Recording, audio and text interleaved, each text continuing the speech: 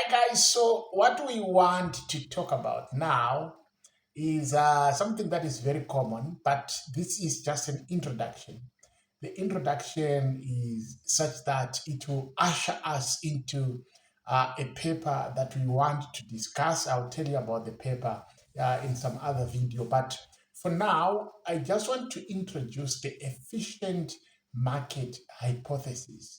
And most of you guys, you know about it, and it was proposed by Farmer sometime back, and the idea in a nutshell is that you can't beat the market.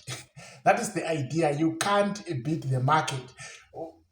But what are the conditions? Number one, if the prices reflect all the available information. So that is one condition that is very important, that the market is information efficient. So it must reflect all the information on what is going on.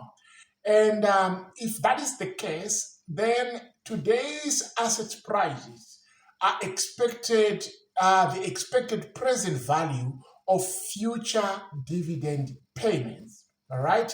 So this efficient market hypothesis is it is very important. It has got its own consequences because the central idea behind the efficient market hypothesis is that it is impossible, it is consistently impossible to achieve higher than average returns. It's impossible because of our reactions and actions in response to the information that will be available, that will be at hand.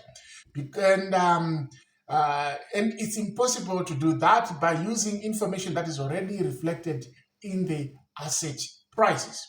So, in other words, you can't beat the market. There is no free lunch. You can't beat the market. But then, some of the consequences of this